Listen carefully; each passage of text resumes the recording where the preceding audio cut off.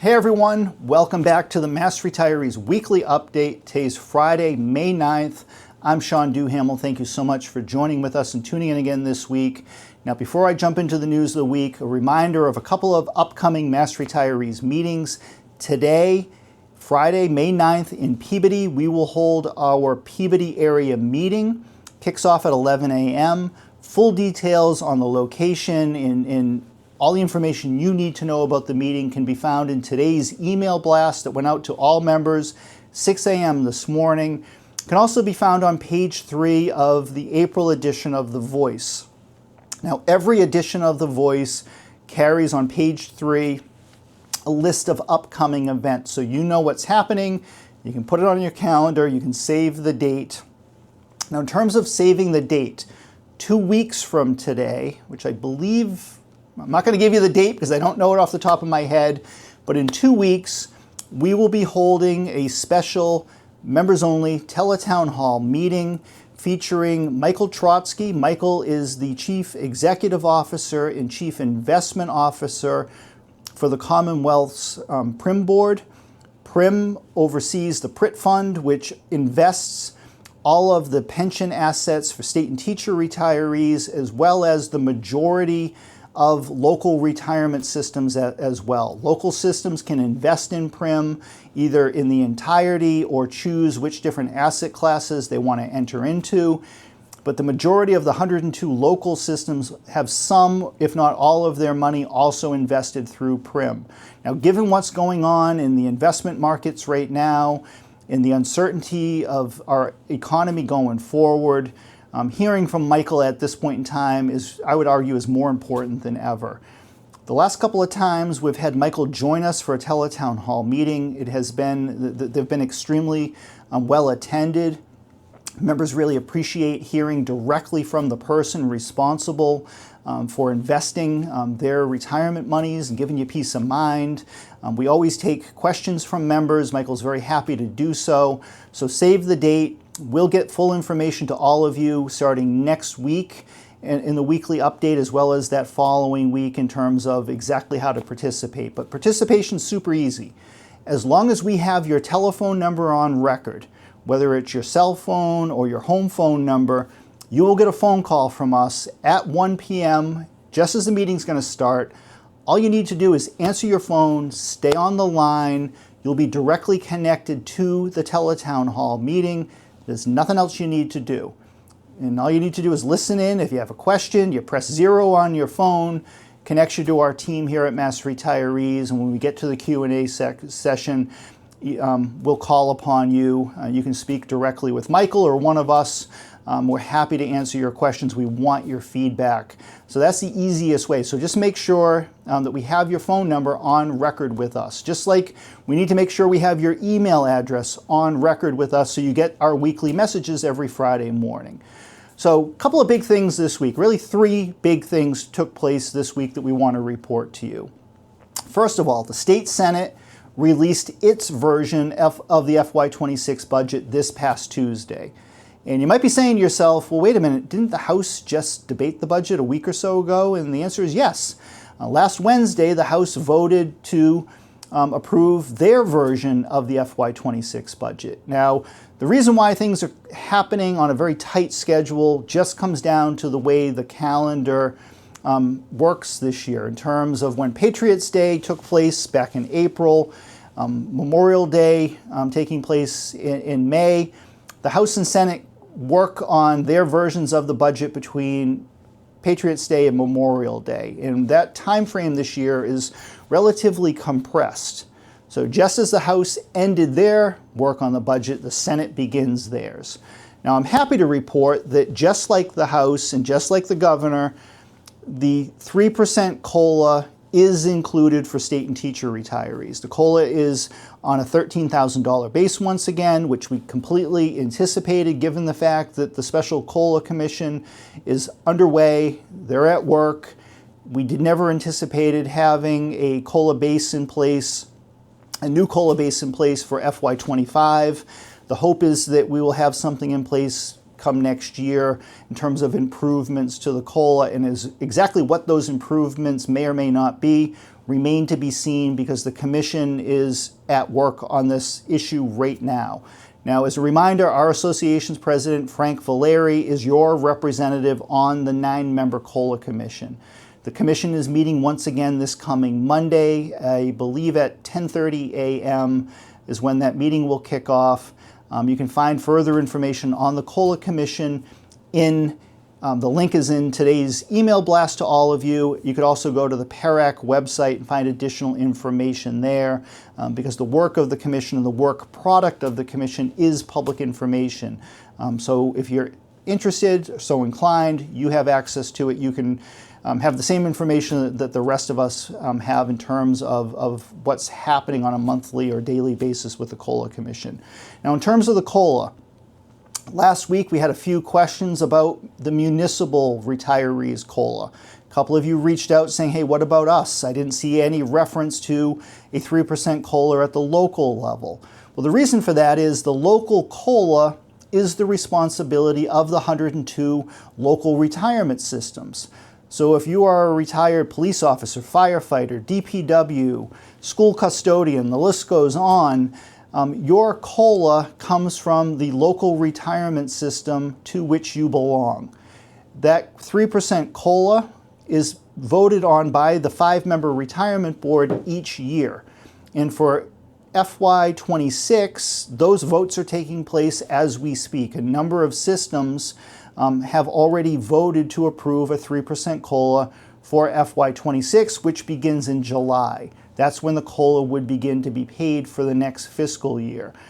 Now, given the current or ongoing pressures of inflation and the economic conditions, we would be very surprised, if not shocked, if any of the 102 local systems did not approve a 3% COLA for FY26. We're not aware of anyone even considering not approving a 3% COLA, but it is possible. But again, we would be shocked, and that would be completely unjustified given the situation that we have been living under now for a few years. So that's why you're not seeing any legislative action on the local COLA, because that responsibility falls to local retirement systems.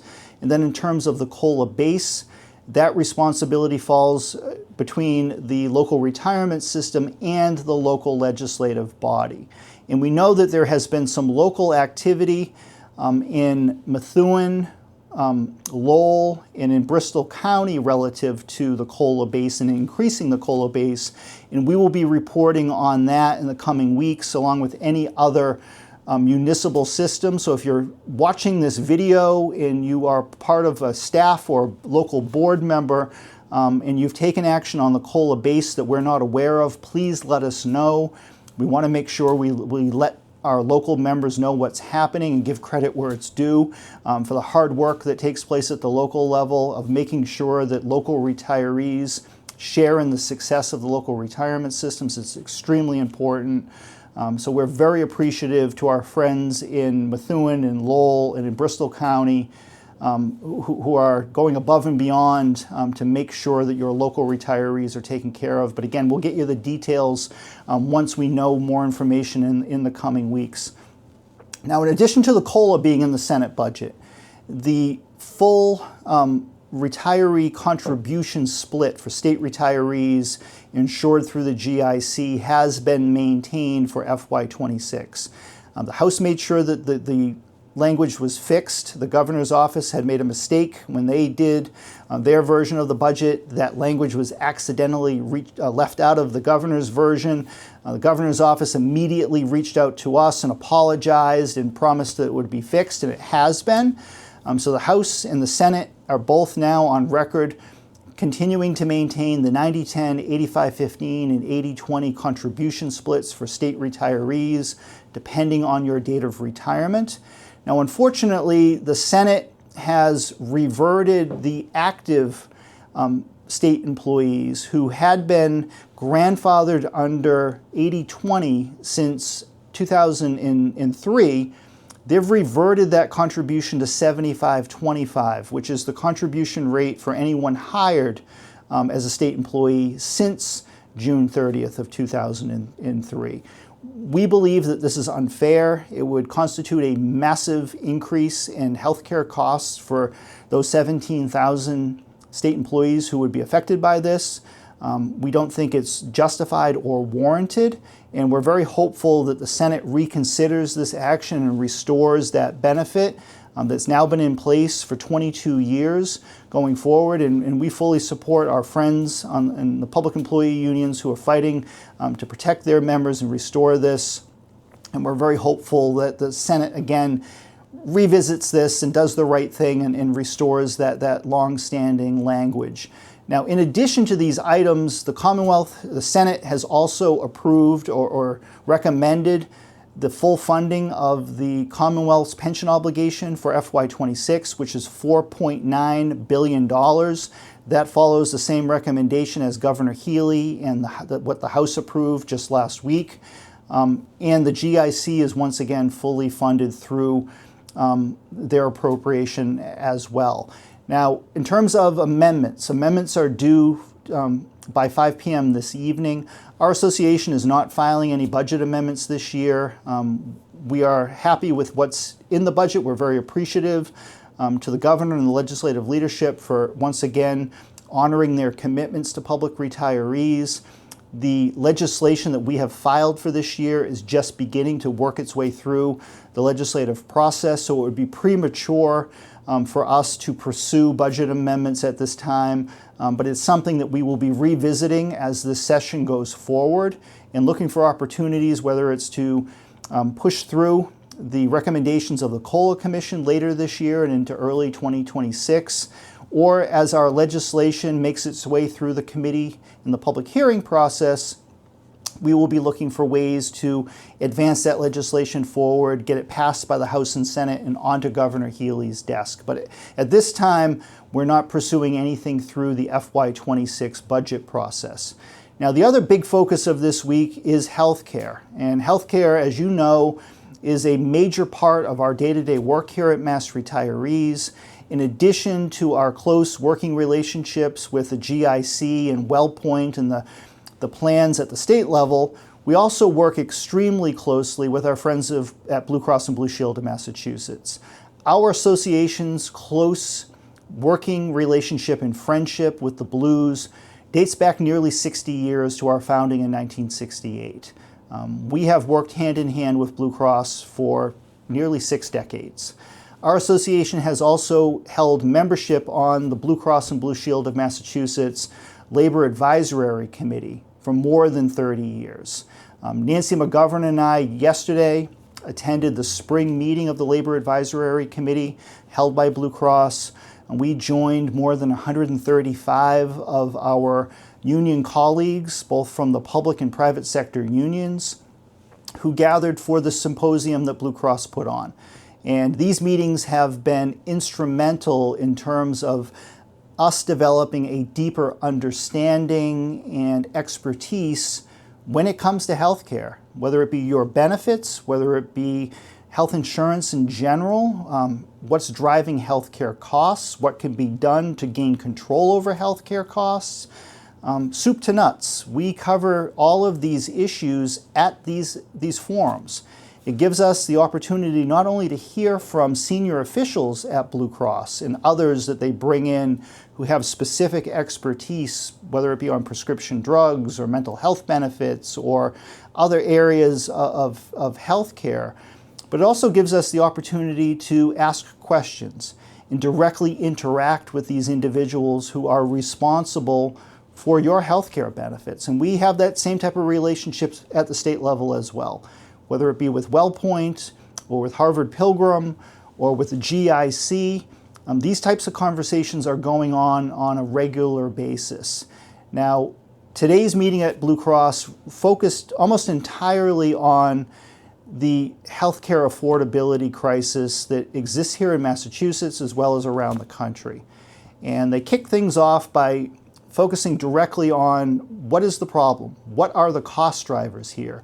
Why are your premiums increasing at such a rapid and accelerated amount so suddenly?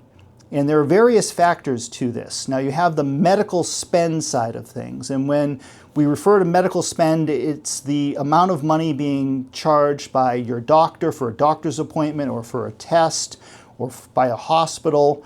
Anything related to doctors and hospitals and the services that they are providing to you would fall under the medical spend side.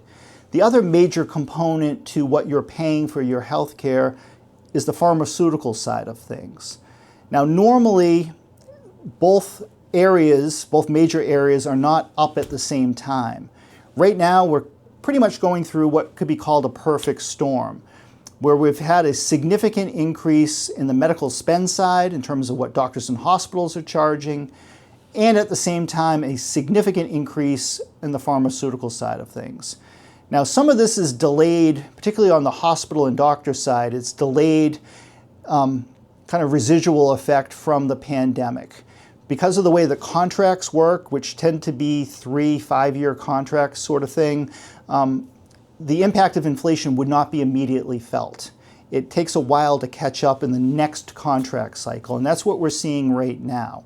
And some of the hospitals have come in asking for double-digit increases in what they're charging. Now, Blue Cross and WellPoint and the others have not agreed to those significant increases. They're saying no, because it's unaffordable. You cannot afford to pay that. And there's a negotiation that goes on. Now, unfortunately, on the pharmaceutical side, that negotiation really doesn't take place, at least not to the same degree. The price, in many cases, is the price.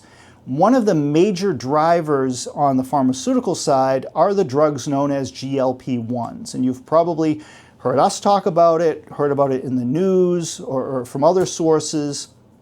GLP-1s are a relatively new medication. They were originally developed to treat type 2 diabetes. And one of the benefits that was discovered through the use of these medications is that they do a fantastic job in terms of weight loss. And in many cases, it's really been viewed as a miracle drug in terms of just how life-changing and in some cases life-saving these benefits can be. However, they also are extremely expensive. There's only a handful of pharmaceutical companies who have patented and are manufacturing these drugs. They set the price. The price per month is well over $1,000 per injection. All of these GLP-1s at this time are injectable medications. They come kind of like an EpiPen that you would have if you're allergic. It's very similar to that, where it's a self-injectable. The cost for these GLP-1s, just in terms of weight loss, not including the original purpose, which was type 2 diabetes, the cost to the GIC for the current fiscal year, for FY25, is over $150 million. Blue Cross and Blue Shield informed us today their cost for the current year is over $300 million. They are anticipating the cost for 2026, if nothing changes, would be over $800 million for that one medication for weight loss. It's become extremely popular, but because of the cost of this thing, these medications, it's just skyrocketed, and it's blowing a hole through everybody's budgets. So a growing number of insurance companies are taking a very close look at whether or not these medications will be continued to be covered for weight loss. Just recently, Blue Cross announced that starting next year, it will no longer cover GLP-1s for weight loss unless individual plans ask for a waiver. So public sector plans, whichever city or town you might be retired from, they could ask for an individual waiver. They're self-insured plans. If they agree to pay the higher price, which you would then pay a portion of that higher price, it would continue to be covered. At this point in time, because these situations are very fluid, and Blue Cross just recently made that announcement, cities and towns have not had the opportunity to properly consider this and decide what they want to do going forward.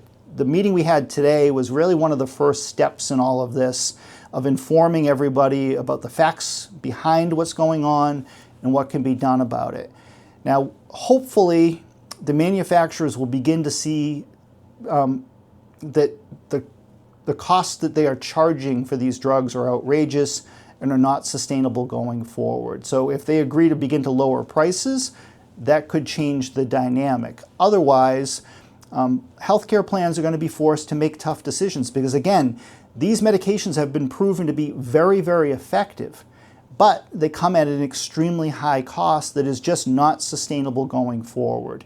And with the continued innovation and development of all sorts of life-changing and life-saving medications that are also extremely expensive, our fear is that going forward, we're going to be forced to make tough choices again and again and again because the cost of prescription drugs is almost entirely unregulated here in the United States. We are the only Western country that does not set caps or regulate the price of prescription drugs, and we're seeing the negative impact of all of that on the prices all of you are being forced to pay just to have access. Now, I should also point out that there's a difference in approach between Medicare and non-Medicare healthcare plans. Under Medicare plans, many of these rules and the decisions of what's covered and what's not covered are set by the federal government.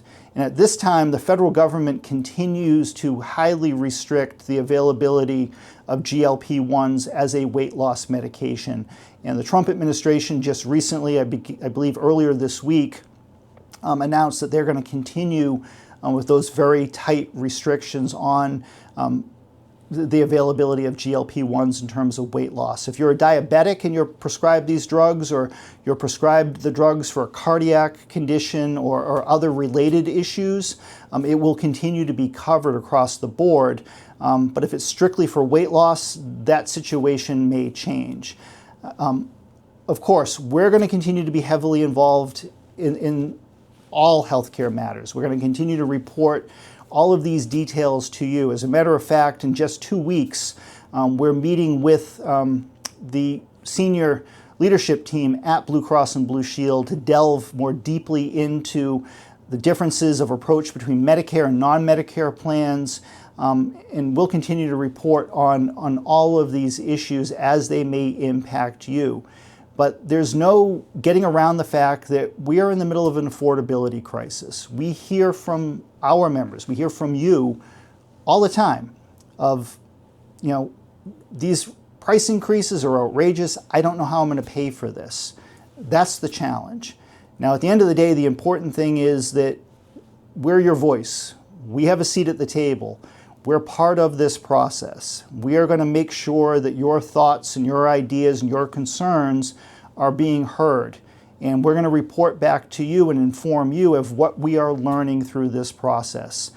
So if you have questions or concerns about this or any other issue, you can contact me, you can contact Nancy, you can contact any member of our team here at Mass Retirees. We're happy to talk to you about it, happy to share what we know, give your feedback back to those who are in a position to make decisions on your behalf going forward. Now, the very last thing we're working on, I know we're kind of running over time here, I apologize, but there's a new Social Security Commissioner who was just finally confirmed this week. We are very hopeful that by having a commissioner in place, this helps to speed up the implementation process, the continued implementation of the Social Security Fairness Act.